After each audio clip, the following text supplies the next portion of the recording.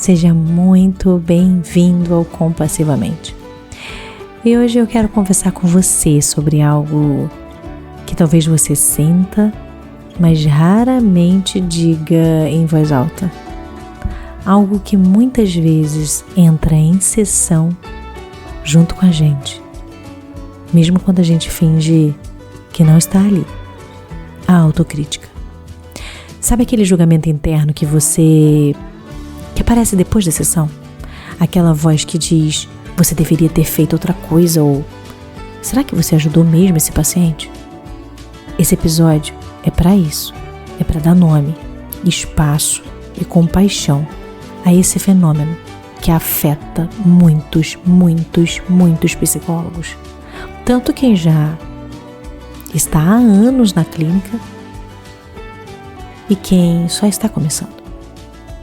E a minha intenção aqui não é apontar o dedo, é abrir um espaço de escuta, porque cuidar de quem cuida também é urgente.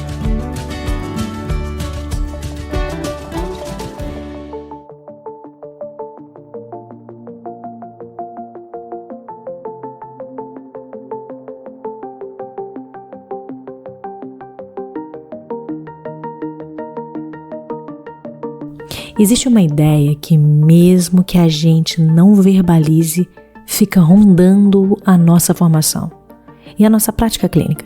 A de que um bom terapeuta é aquele que está sempre sereno, centrado, com as palavras certas na ponta da língua. Você aprende que não pode demonstrar emoção demais na sessão, que precisa ser a âncora, a referência de equilíbrio para o paciente.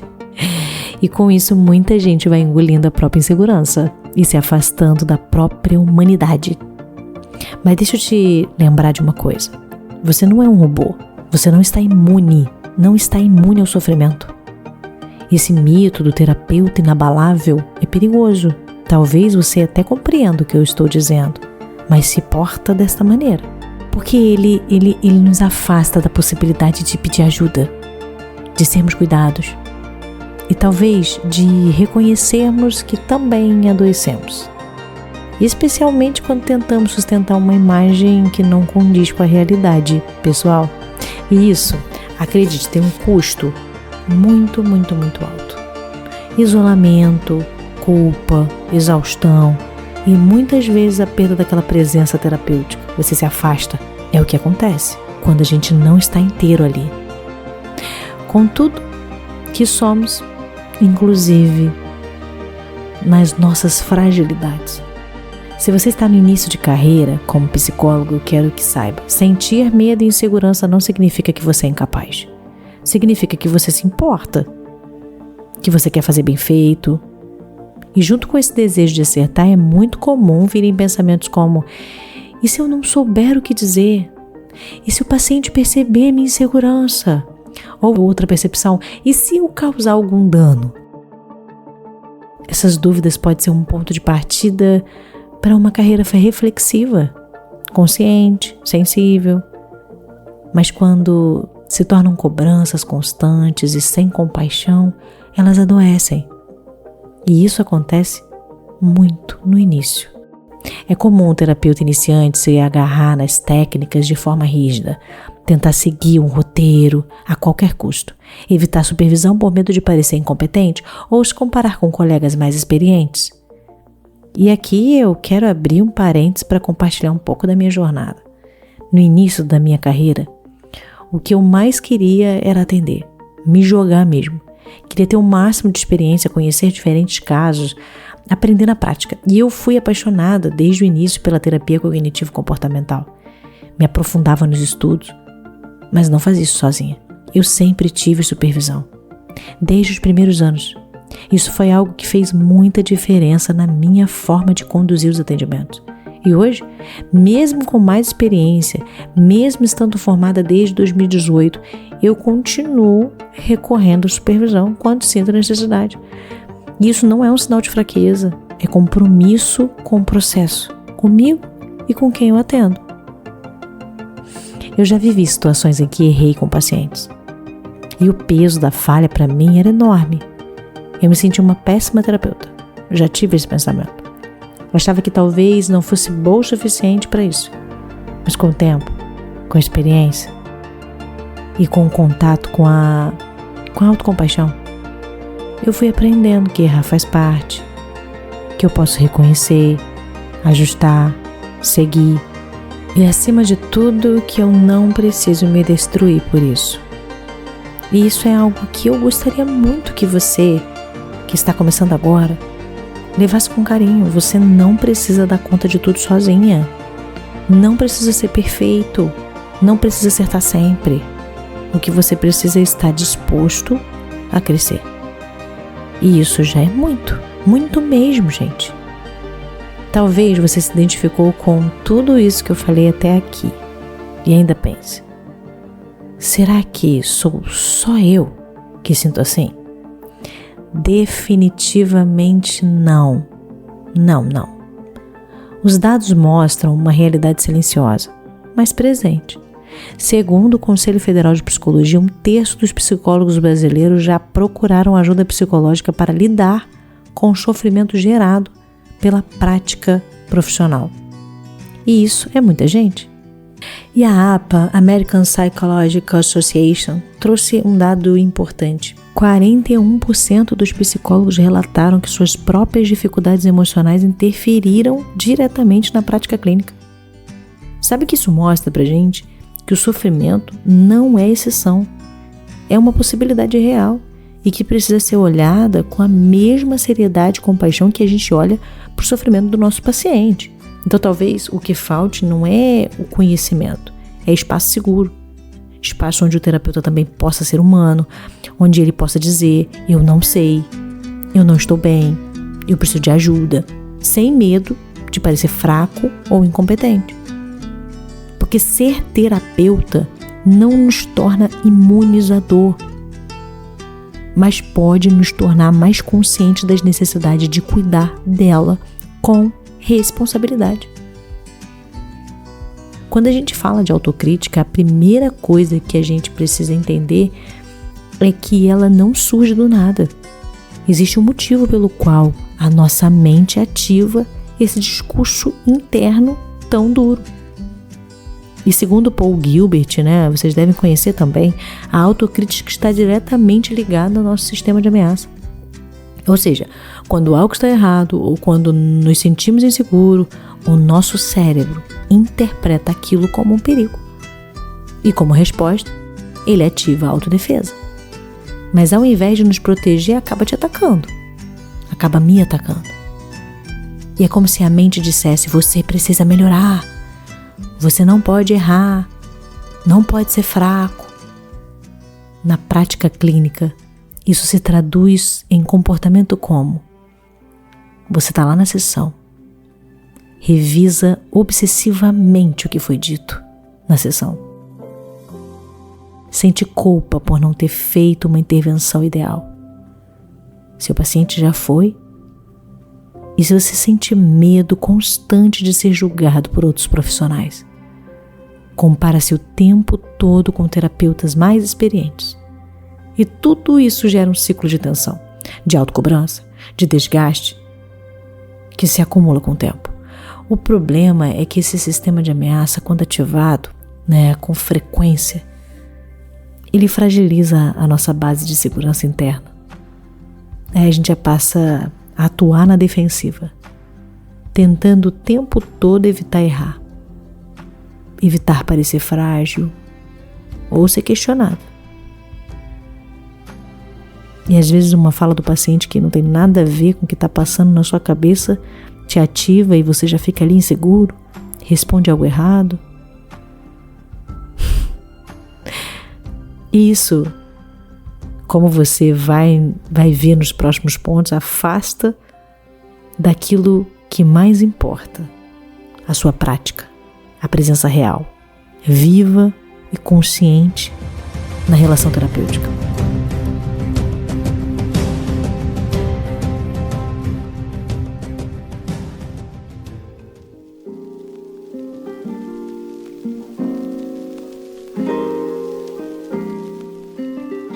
Vamos falar sobre a presença, aquela que a gente tanto valoriza na escuta terapêutica.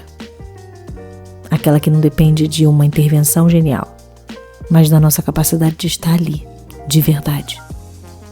Quando a autocrítica está alta, quando ela grita, sabe? Quando ela começa a gritar no seu ouvido, é como se a gente estivesse em 2 lugares ao mesmo tempo. Um pedaço nosso está com o paciente, mas o outro pedaço está com medo, analisando cada gesto, cada palavra, cada silêncio. A mente começa a dizer: será que isso foi útil?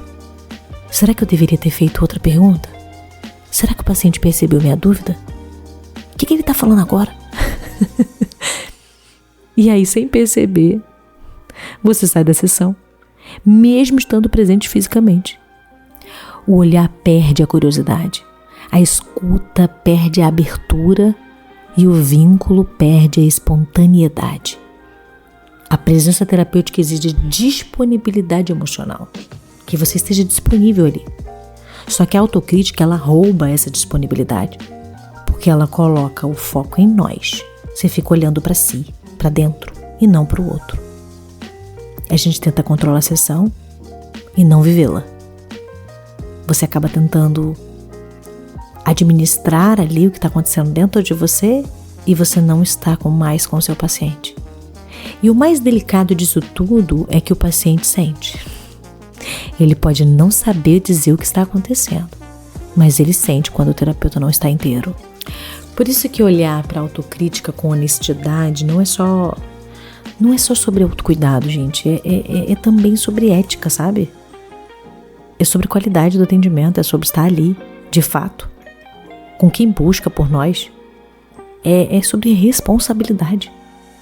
Isso é super importante. E é aqui que precisa entrar a autocompaixão. E aí Christian Neff, propõe que ela é composta por 3 pilares e você já deve ter ouvido falar, mas eu tô aqui para poder embasar. Autobondade, humanidade compartilhada e o mindfulness.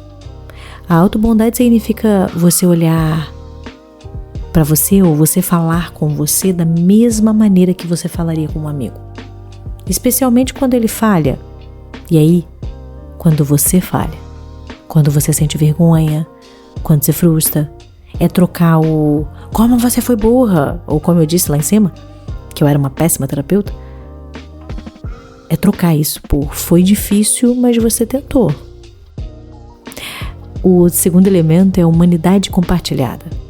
É lembrar que errar é parte da condição humana, que todos nós, inclusive nós psicólogos, passamos por momentos de dúvida, falha, confusão e que não estamos sozinhos nisso. O terceiro elemento, mindfulness, por fim, é a habilidade de observar o que sentimos sem nos fundirmos com isso. E aí, de fato, é olhar para o pensamento. Você é um fracasso e perceber. Isso é só um pensamento, não é um fato. Sabe, esses pensamentos críticos, nesse momento, no mindfulness, na atenção plena, é perceber, olha o pensamento que está chegando. Isso é só uma história que a minha mente está contando. Você cria uma distância quando você consegue trabalhar com mindfulness, com presença. Quando a gente pratica autocompaixão, a gente não se torna permissiva, fraca ou desleixada. Não tem nada a ver com isso. Isso só te torna mais segura. Porque só quem acolhe a própria dor com gentileza é capaz de se sustentar. E de sustentar o outro com verdade. A autocompaixão, ela acaba diminuindo o medo de errar, aumenta a presença, traz leveza para o processo. Faz sentido, gente? Porque a autocompaixão, ela reconecta com o motivo pelo qual a gente escolheu essa profissão. Sabe, ela te faz lembrar do porquê você está nisso, porquê você está ali. Dentro da terapia de aceitação e compromisso, e aí mudando para uma outra abordagem aqui, existe um conceito que pode mudar profundamente a forma de conduzir a nossa prática, a flexibilidade psicológica. E ser flexível psicologicamente significa estar aberto. Pode ser desconfortável, mas é aberto para sentir o que for necessário. Sem precisar lutar, de fato, com esses sentimentos, de lutar ou fugir deles, sabe? E de alguma maneira é agir de forma alinhada com seus valores. mesmo quando isso é difícil. Ok? Na prática, gente, na prática do terapeuta, isso significa reconhecer quando estamos desconfortáveis de fato. Eu tô com medo, eu tô cansada, eu tô insegura. E ainda assim, lembrar o que nos trouxe até aqui. Valor. O que é importante para mim como profissional. Que tipo de terapeuta eu quero ser. Que tipo de presença eu quero oferecer. Quando a gente se distancia dos nossos valores, por exemplo, quando você começa a priorizar a perfeição ao invés do cuidado, quando atua no automático para evitar desconforto, a prática clínica pode se tornar vazia, cansativa e até adoecedora. Por isso é essencial revisitar os valores, de tempo em tempo. O que me move como psicólogo é uma boa resposta, é uma boa pergunta. Pense nessa pergunta. O que me move como psicólogo? O que me conecta com os meus pacientes? Que atitudes fortalecem a minha presença e o meu propósito? Essa flexibilidade psicológica te ajuda a tomar decisões mais conscientes. Ela te convida a sair do modo piloto automático e a reconhecer o caminho profissional. Não é sobre estar sempre certo, mas é sobre estar sempre conectado com aquilo que é significativo.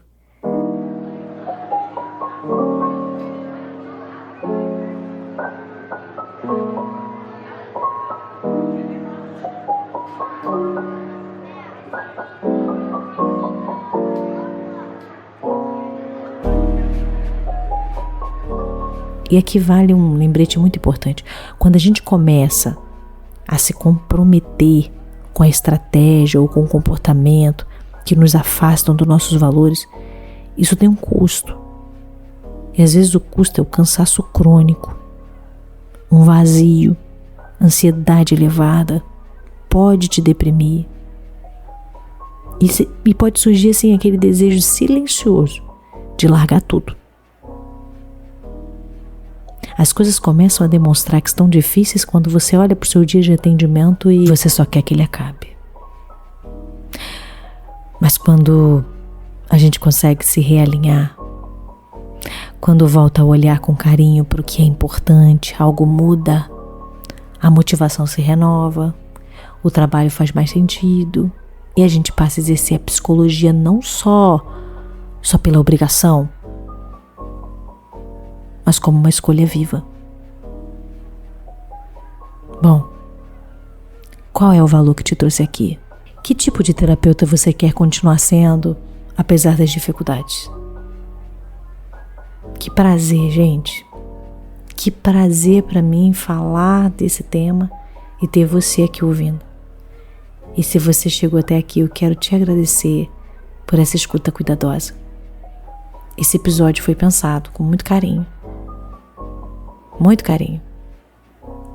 Se sinta menos sozinho, porque você não está. É normal sentir insegurança. É normal se cobrar. É normal, às vezes,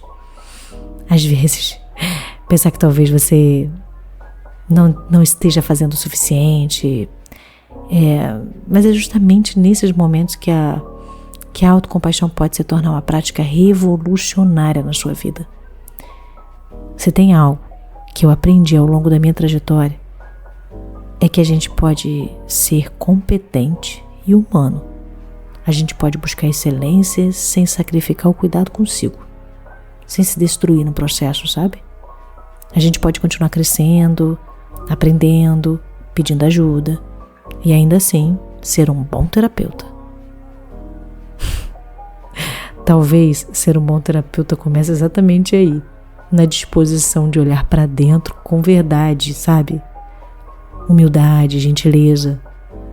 E se você sente que precisa de suporte, seja supervisão, terapia, pausa, reflexão, ou até mesmo desse tipo de conteúdo, busque. Você não precisa seguir sozinho. Se esse episódio fez sentido para você, Compartilha com outro colega. Vamos ampliar essa conversa. Vamos normalizar o cuidado também entre quem cuida. E me conta lá no Instagram, no @psraquelcardoso, o que mais te tocou nesse episódio. Vai ser um prazer te ouvir também. A gente se encontra no próximo episódio do Compassivamente. Tchau, tchau, pessoal!